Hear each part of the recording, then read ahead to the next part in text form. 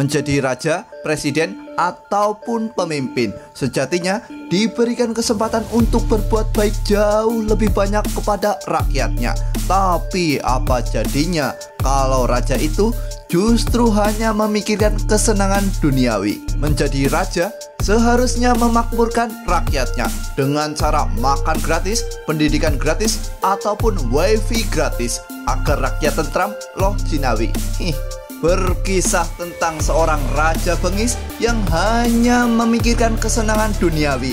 Lantas, apa rakyat hanya diam melihat kelakuan laknat sang raja? Daripada penisirin, tendang dulu tombol subrek kalian dan selamat menonton.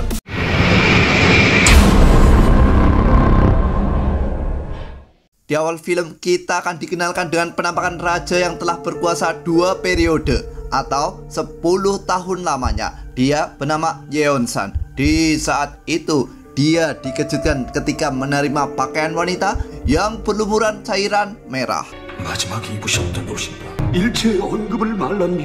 Dan ternyata sang pengirim pakaian itu adalah menterinya yang bernama Im Sa-hong dan putranya yaitu Im Sung Jang-sae. Biar mudah, kita singkat saja Sa-hong dan Jang-sae. Menurut info dari mereka, itu adalah pakaian dari sang ibu, yang mana itu dimaksudkan untuk memudahkan proses penggulingan kekuasaan yang sudah berlangsung terlalu lama. Otomatis kabar mengejutkan itu membuat sang raja murka, lantas mengambil keputusan untuk menghabisi nyawa-nyawa orang yang terlibat dalam peristiwa biadab itu. Kemurkaan itu membuat hukuman sadis berupa pemenggalan kepala, pemotongan tangan, bahkan proses penghancuran tengkorak walaupun orangnya telah tiada. Tidak hanya dikenal sadis, sang raja juga dikenal gampang sange. Bahkan tega melakukan pengenceritan dengan siapapun walaupun itu istri orang. 일국의 충방이 위태로 망군의 대위. Puncak dari kebiadaban ini menyebabkan terjadinya krisis di bidang ekonomi, dan akibat dosa-dosa itu sang raja mengalami insomnia, bahkan percobaan pembunuhan di alam mimpi. Untuk menenangkan sang raja dan mengakhiri mimpi buruk itu, Jang-sae berjanji akan memberinya wanita paling cantik yang akan membuat sang raja puas lahir batin. Namun di sisi lain, sang permaisuri yang mendengar kabar itu tentu saja tidak senang dan berniat mencarikan permaisuri baru yang bisa lebih kooperatif atau bisa diajak kerjasama demi memuaskan sang raja. Dan inilah awal dari persaingan para menteri melawan seorang permaisuri demi mendapatkan perhatian dan pengakuan dari sang raja.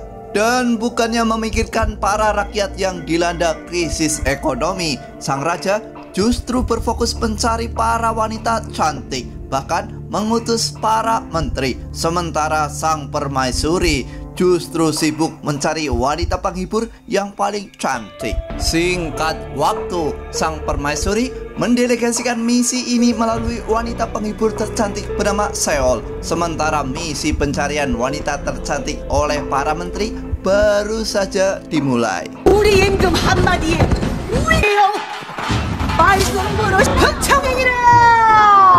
Para menteri yang dipimpin oleh Sa-hong dan Jang-sae mencari wanita bahkan sampai pelosok, baik dari kaum rakyat jelata, bahkan kaum bangsawan walaupun dijemput secara paksa. Parahnya, beberapa rakyat bahkan rela menjual istri dan anak tercantiknya kepada pihak kerajaan, sampai pada akhirnya mata mereka beralih ke gadis yang sedang melakukan seni pertunjukan. 이 백성들은 산으로 오르고 나니 어디 백성들의 죄였던가. Gadis itu bernama Dan-hee. Selain melakukan pertunjukan, Dan-hee juga mencari nafkah dengan cara jualan daging. Mereka yang penasaran terus membuntuti sosok Dan-hee sampai pada akhirnya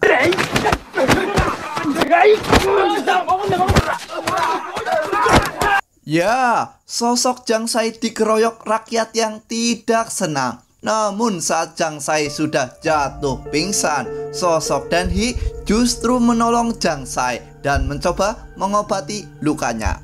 Singkat waktu, saat Zhang Sai sudah siuman, Dan Hee memohon untuk direkrut menjadi calon permaisuri. Namun Zhang Sai menolak dengan alasan tidak layak karena Dan Hee cuma penjual daging. Keesokan harinya, Dan Hee muncul kembali dari rumah seorang bangsawan. Dia mengaku diri sebenarnya seorang bangsawan yang bernama Junghwa, putri dari Tuan Zhou. Dan ternyata sosok Dan Hee sedang menyamar sebagai seorang Junghwa. Faktanya itu semua sudah dia rencanakan. Lalu apa tujuan Dan Hee menyamar? Apa demi sebuah kenikmatan sesaat? Simak sampai habis. Namun sesampainya di dalam kerajaan, Dan Hee justru menelan pil pahit, di mana dia nyaris saja diperkaos oleh prajurit yang brengsek kayak rajanya. Beruntung sekali, dalam keadaan putus asa, Zhang Sai tiba-tiba muncul dan menyelamatkan harga dirinya. Lalu Dan Hee bercerita bahwa motivasi dia mengikuti sayembara hanyalah untuk melunasi hutang-hutang sang ayah. Singkat waktu, para wanita cantik yang sudah direkrut dikumpulkan di area lapangan kerajaan.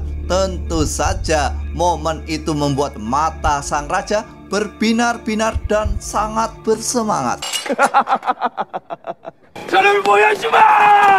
Arahnya, tempat yang sejatinya digunakan untuk belajar di kerajaan atau sebuah universitas kerajaan justru disulap oleh sang raja menjadi tempat pengenceritan. Sampai pada akhirnya para menteri dan pejabat sudah muak dengan kelakuan bejat sang raja dan berencana melakukan sebuah pemberontakan. Tak lama setelah itu, hari seleksi pun telah tiba. Satu persatu diseleksi dan wanita terpilih hanyalah wanita yang mampu membuat sang raja terpuaskan nafsu duniawinya. 음양의 조화를 이루면 불사의 도에 이른다고. 팔년들 아닙니까?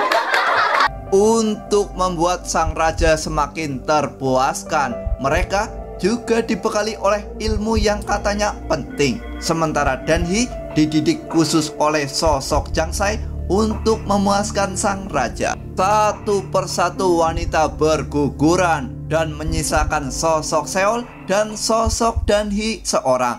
Namun sampai di sini, sosok Zhang Sai yang melatih Dan Hee justru mulai terbawa suasana yang katanya sebuah cinta. Scene beralih ke masa lalu Dan Hee yang faktanya memang benar anak bangsawan yang bernama Kil Im Son. Dulunya Kil Im Son adalah sosok menteri yang sangat berpengaruh. Dan sejatinya Zhang Sai sudah jatuh cinta kepada Dan Hee dimulai saat dia remaja. Ya, sosok Dan Hee bukanlah orang asing bagi seorang Zhang Sai, yang mana dulu orang tua Dan Hee dibunuh karena dituduh menjadi seorang pengkhianat. Lalu puncak acara pemilihan dihiasi dengan tarian striptis yang tidak layak ditonton bagi para jomblo. Namun bagi sang raja, ini adalah sebuah anugerah. Sampai pada akhirnya seseorang pengintai mencoba mengakhiri pertunjukan Dan Hee dengan sebuah panah.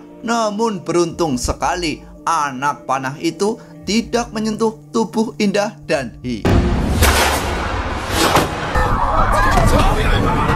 Dan ternyata pelaku pemanahan Dan Hee adalah orang suruhan ayah Zhang Sai. Sang ayah tahu bahwa Dan Hee adalah anak tukang daging. Jika sang raja tahu, pasti mereka akan diusir dari istana.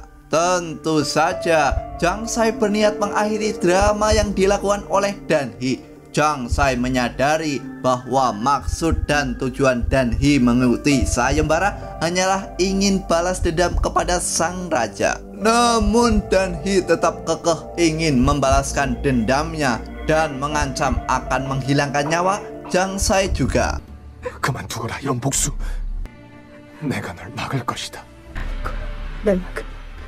Jang Sai yang mengetahui bahwa insiden pemanahan adalah utusan sang ayah justru memperkeruh suasana dengan memfitnah menteri yang lain yang tidak dia senangi. Tentu saja sang raja percaya kepada sosok Jang Sai. Puncaknya terjadi penangkapan menteri yang difitnah oleh sosok Jang Sai dan berujung eksekusi yang sangat sadis. Lalu ternyata tujuan Jang Sai sebenarnya adalah ingin menjadi raja tanpa mahkota. Scene beralih di mana setelah terjadi kekacauan, proses perekrutan permaisuri sang raja akhirnya dihentikan. Lalu di sisi lain, Seol ingin kembali ke istana melalui bantuan Menteri Chokwa. Dan Seol juga menambahkan bahwa Dan Hee sebenarnya adalah anak dari seorang pengkhianat, yang mana ini akan membuat sang raja murka apabila tahu fakta itu. Kembali ke istana, di mana menteri di sana menyarankan agar proses perekrutan permaisuri tetap berlanjut sebagaimana mestinya. Raja mencoba kembali melanjutkan seleksi, di mana kali ini adalah uji ketahanan, di mana peserta yang kalah akan berakhir tewas dengan kepalanya sebagai hadiah bagi sang pemenang. Sungguh membagongkan, di mana uji ketahanan yang dimaksud adalah pengenceritan, yang mana dia akan kalah yang mencapai klimaks duluan.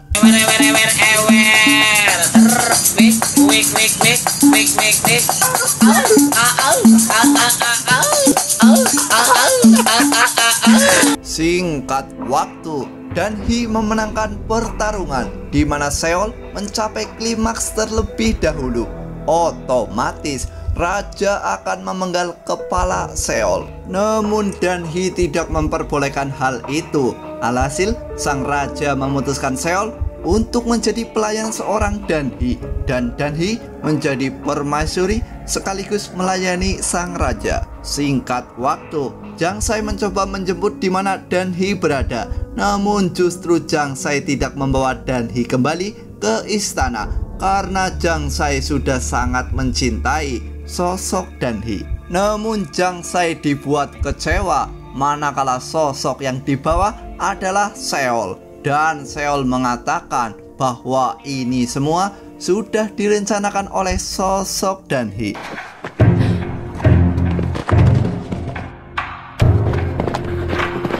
Sesampainya di istana, Dan Hee bertemu Menteri Wonjong yang akan melakukan pemberontakan dan berpesan pada Dan Hee, jika ingin membunuh sang raja, maka gunakan pisau yang ada di kamar sang raja. Scene beralih di mana sang raja sudah tidak tahan ingin bercocok tanam dengan sosok permaisuri barunya itu. Namun Dan Hee mencoba mengulur waktu dengan bermain tebak-tebakan. Tentu saja tujuannya adalah agar dia memiliki waktu untuk mengambil sebuah pisau. Lalu ketika pisau itu sudah ada di dalam genggaman, yang terjadi adalah 바로 물이다. 그 물에 뒤집히면 바로 너로구나. sayang sekali rencana busuk Dan Hee digagalkan oleh Menteri Chakwan. Sang menteri juga mengetahui identitas dan rencana Dan Hee selama ini. Keesokan harinya, Dan Hee yang sudah tertangkap akan dieksekusi. Dan sebelum itu terjadi, raja menanyakan siapa yang menyuruhnya untuk membunuh sang raja. Namun Dan Hee hanya terdiam layaknya sebuah patung. Dan Hee yang terdiam tentu saja membuat raja murka dan menghadirkan orang-orang terdekat dari hidup Dan Hee, dimulai dengan pemenggalan keluarganya, lalu berujung penghancuran tengkorak jasad ayah Dan Hee.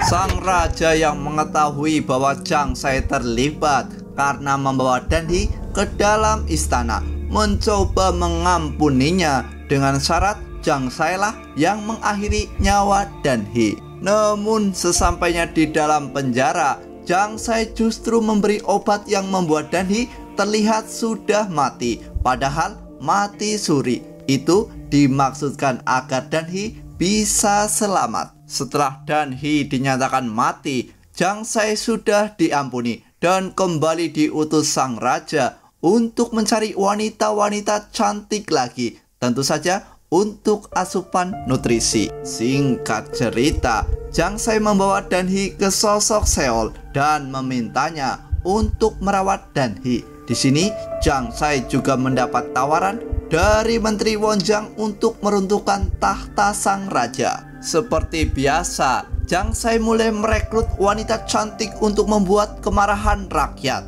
Sementara Wonjang sedang menyiapkan strategi penggulingan tahta Raja Mesum. Kembali ke istana, yang mana Jang Sai melapor kepada sang raja bahwa wanita yang direkrutnya membutuhkan istirahat 1 malam saja. Namun sang raja menolak karena dia sudah kebelet.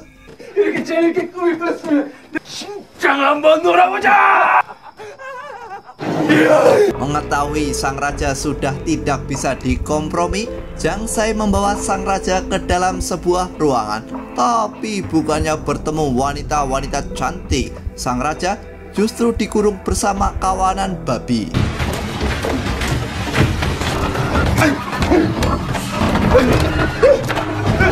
Di sisi lain, Menteri Wonjang mulai melakukan penyerangan. Sementara Dan-hee juga kembali ke istana untuk membalaskan dendam. Namun saat memasuki kamar sang raja, muncullah orang berjubah raja dan memakai topeng. Otomatis pertarungan pun tak terhindarkan lagi. 더 이상의 지옥은 못 참겠다. 고작 이걸 지옥이라면요. 입어먹어도 모자랄 것이다. Dan-hee yang merasa itu bukanlah sang raja, tentu saja tidak ingin membunuhnya. Namun ketika Dan-hee mulai lengah, ayah Jang Sai muncul dan berhasil memanahnya. Mengetahui bahwa wanita pujaan hatinya terkena panah, lantas membuat Jang Sai membuka topeng di hadapan sang ayah. Jang Sai juga berkata bahwa dia tidak ingin hidup seperti ini lagi. Lalu rasa putus asa membuat Jang Sai melakukan bundir. Tentu saja itu membuat ayah Jang Sai murka dan akan melampiaskan amarah itu pada sosok Dan-hee. Tapi setelah itu,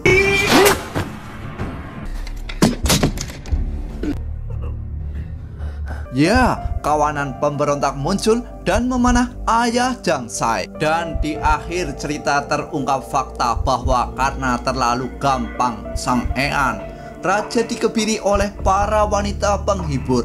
Lalu setelah itu, sosok raja dipastikan tewas.